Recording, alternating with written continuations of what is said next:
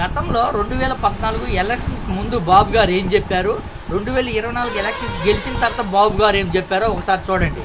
మామూలు కాదు, గెలవక ముందు విపరీతంగా విమర్శించారు జగన్మోహన్ రెడ్డి గారి మీద. జనాలకి ఇచ్చే పథకాలన్నీ జనాలకి ఎందుకు ఇస్తున్నారు, ఆంధ్రప్రదేశ్ని అప్పుల్లో కూర్పేస్తున్నారు, సోమరిపోతులను చేస్తున్నారని విపరీతంగా విమర్శించారు ఫస్ట్ గెలిచేటప్పుడు. తర్వాత ఏం చేశాడు, మళ్ళీ మేము పథకాలకు వ్యతిరేకం కాదు, మేము వస్తే డబల్ ఇస్తామని చెప్పారు. అదేవిధంగా జగన్మోహన్ రెడ్డి గారు మీ దగ్గర 100 రూపాయలు దోచుకుంటున్నాడు, మీకు రూపాయి ఇస్తున్నాడు అని ప్రచారం చేశారు. ఏమన్న తర్వాత మేము వస్తే సంపద సృష్టిస్తాము, మీ దగ్గర రూపాయి తీసుకొని 100 రూపాయలు ఇస్తాము అని విపరీత హామీలు గుర్తించారు. అదేవిధంగా యువతకు ఉపాధి కల్పిస్తాము, 20 లక్షల ఉద్యోగాలు ఇస్తాము, అదేవిధంగా మీరు ఇంటి దగ్గరే ఉండి ప్రపంచానికి పనిచేసే విధంగా మీకు కల్పిస్తాము అని ఎన్నెన్నో మాటలు కాదు, అసలు విపరీతమైన మాటలు కల్పించారు. అదేవిధంగా మహిళలకి అమ్మఒడి, అదే తల్లికి వందనం జగన్మోహన్ రెడ్డి గారు ఒక్కరికి ఇస్తేనేమో శ్రీలంక అయిపోయింది అన్నాడు. ఇప్పుడు మేము వస్తే ముగ్గురికి ఇస్తాము, ఎంతమంది పిల్లలుంటే అంతమందికి ఇస్తామంటున్నారు. అంటే ఒకరుంటేనే 15,000, ఇద్దరుంటే 30,000, ముగ్గురుంటే 40,000 ఇస్తాము. అంటే అప్పుడేంది, అప్పుడు శ్రీలంక అవదా? ఆ స్థాయిలో విమర్శించారు. ఇప్పటికి తల్లికి వందనం అనేది ఈ సంవత్సరం అయితే మొత్తానికి లేదని లోకేష్ బాబు గారు కానీ ప్రకటించేశారు. తర్వాత ఫ్రీ బస్ అన్నారు, అది లేదు. తర్వాత యువతకి అంటే మహిళలకి 18 సంవత్సరాల నుంచి 50 సంవత్సరాలు ఉన్న ప్రతి మహిళకి నెలకు 1,500 ఇస్తారన్నారు. అవి కానీ గోయిందయింది.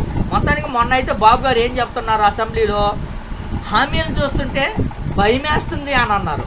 అసలు ఇది బాబు గారు అనాల్సిన మాటేనా? 40 ఇయర్స్ ఇండస్ట్రీ సీనియారిటీ అని చెప్పుకుంటే బాబు గారు గతంలోనేమో గెలవక ముందేమో ఈ స్థాయిలో హామీలు ఇచ్చి మళ్ళీ తర్వాత ఈ హామీలు చూస్తుంటేనే భయమేస్తుంది, జనాలు అర్థం చేసుకోవాలా, ప్రజలు అర్థం చేసుకోవాలని మళ్ళీ ప్రజల మీద నిందలేయడం ఎంతవరకు కరెక్టో ఒకసారి ఆలోచించండి. మొత్తానికి బాబు గారు తప్పుడు హామీలు ఇచ్చి బూటక హామీలు ఇచ్చి గెలిచారని 100% అర్థమవుతుంది. ఎందుకంటే గతంలో జగన్మోహన్ రెడ్డి గారు బలుగు బలహీన వర్గాలకి ప్రతి ఒక్కరికి అందుబాటులో ఉండే విధంగా అందరికీ పరిపాలన అందించారు. ఏదైతే సచివాలయ వ్యవస్థ కానీ, రైతు భరోసా కేంద్రాలు కానివ్వండి, ప్రతి ఒక్కటి అందుబాటులో అందించారో, ఆ అవినీతి కానీ ఏం లేకుండా అవినీతి రహితంగా ప్రభుత్వం అందించారు. ఇప్పుడు బాబు గారు వచ్చిన తర్వాత అవన్నీ పక్కకి పెట్టి, ఏదైతే సూపర్ 6 హామీలు ఇచ్చి అవన్నీ పక్కకి పెట్టి మొత్తానికి దౌర్జన్యాలకే ఒక ముఖ్యంగా ఉద్దేశంగా టీడీపీ సర్కారు అలానే పరిపాలిస్తుందని చెప్పుకోరు. ఇంకొక విషయం ఏంటంటే దీంట్లో సూపర్ 6 హామీలు 6 కూటమి, ఏదైతే జనసేన, బీజేపీ, టీడీపీ 3 పార్టీలు కలిసి 6 హామీలు నెరవేర్చలేకపోయాయి. అదే 9 హామీలు జగన్మోహన్ రెడ్డి గారు ఒక్కరే బటన్ నొక్కి నెరవేర్చారు. జగన్మోహన్ రెడ్డి గారికి, చంద్రబాబు నాయుడు గారికి, పవన్ కళ్యాణ్ గారికి ఎంత తేడా ఉందో మీరే ఆలోచించండి. మాట చెప్పాడంటే చేసి చూపించాడు జగన్మోహన్ రెడ్డి గారు. వీళ్ళు సూపర్ 6 అని చెప్పారే కానీ ఒకటి హామీ నెరవేర్చింది లేదు, మొత్తం గాలికి వదిలేసే పరిస్థితి వచ్చిందనే చెప్పుకోవచ్చు.